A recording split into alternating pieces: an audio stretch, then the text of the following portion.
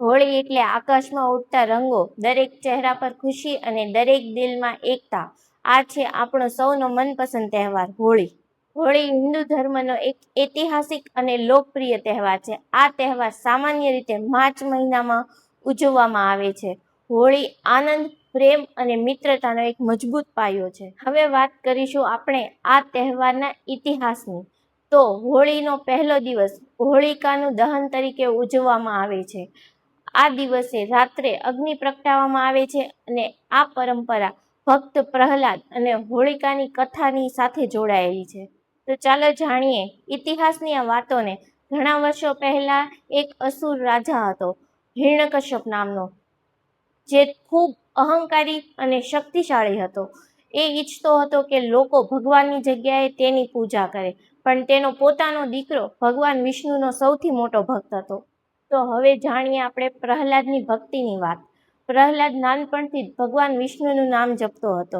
હિરણ્યકશ્યપે ઘણી વખત સમજાવ્યો, ડરાવ્યો, પણ પ્રહલાદ ભગવાન પરનો વિશ્વાસ ન છોડ્યો અને રાજા એ વાતથી બહુ ગુસ્સે હતો અને ઘણીવાર પ્રહલાદને મારવાનો પ્રયાસ પણ કર્યો, પણ દરેક વખતે ભગવાન વિષ્ણુએ તેની રક્ષા કરી.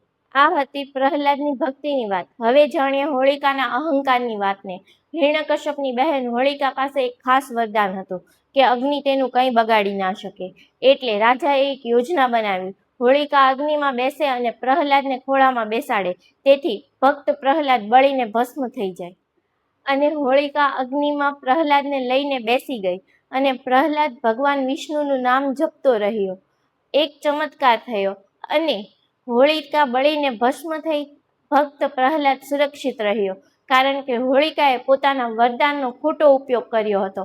અને આવી જ રીતે ભક્ત પ્રહલાદની ભક્તિ, વિશ્વાસ અને સત્યની જીત થઈ. એટલે જ આ ઘટનાની યાદમાં દર વર્ષે હોળીનો પહેલો દિવસ હોળિકા દહન તરીકે ઉજવવામાં આવે છે. આ અગ્નિ સત્યની જીત અને અહંકારના નાશનું પ્રતીક છે. અને બીજા દિવસે રંગો અને ખુશીઓનો ઉત્સવ ઉજવવામાં આવે છે. તો આ કહાનીમાંથી આટલું જ શીખવા મળે છે કે ભેદભાવ ભૂલી જાઓ, માફી માંગવી અને માફ કરતા શીખી જાઓ અને પ્રેમ અને મિત્રતા વધારતા રહો. આ તહેવાર એકતા અને ખુશીઓનું પ્રતીક છે.